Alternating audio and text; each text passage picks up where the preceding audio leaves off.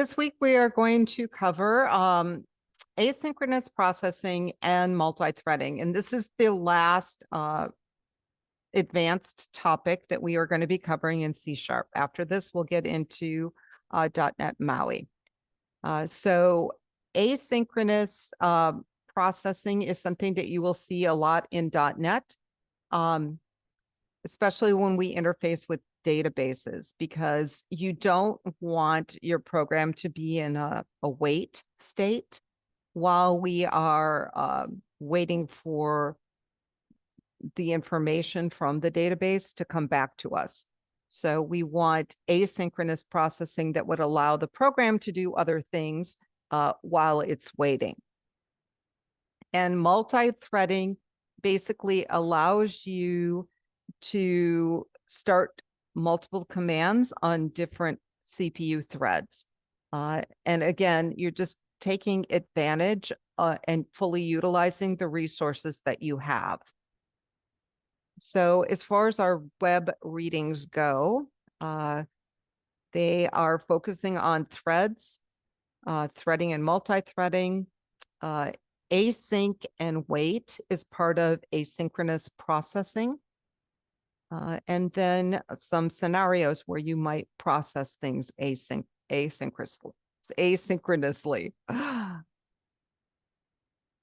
And then we have the lecture demo split into two. First part is on multi-threading, and the second part is asynchronous operations. So the videos are right inside here, but you will be learning how to create multiple threads. Okay, and so this kind of goes through the different ways of doing that. Okay, and the different classes that we will use. And then asynchronous. Again, this is a very, very popular way to program because our application can continue running and it won't be blocked while we are waiting for something to complete. So this is just, and basically the two keywords that are used with asynchronous are async and await. Okay, so you will learn more about using those and when it's appropriate to use those.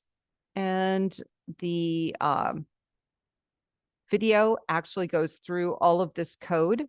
And I purposefully did kind of a simple code, a kind of a silly example to help you follow this a little bit better.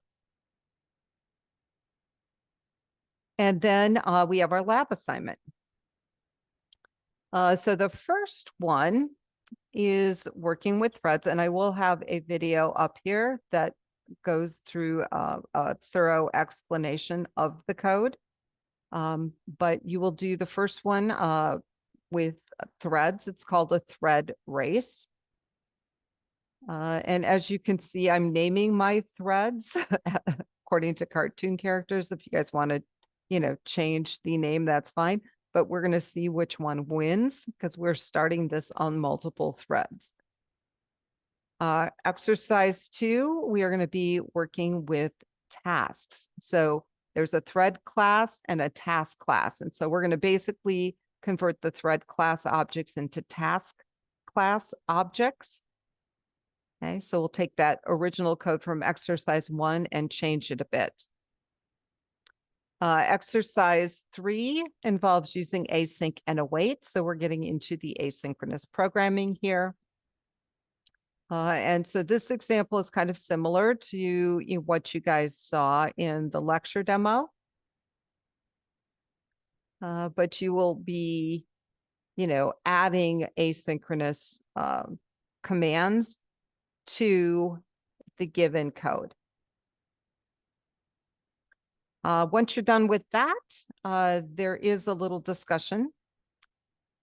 And basically, this is one of our course outcomes, identify how the quality of code affects our daily experience and interacting with technology. This is worth quite a few points because it is a course outcome. So you're going to define what quality code is. Okay. And, you can find several definitions online or several resources to look that up. Describe an app that is an example of good quality code and what makes this appealing. So this is kind of your personal opinion, but you do need to support it with, why it's appealing. And then describe an app that's example of poor quality code and what revisions would make it better. Okay, and then reply to 2 of your classmates.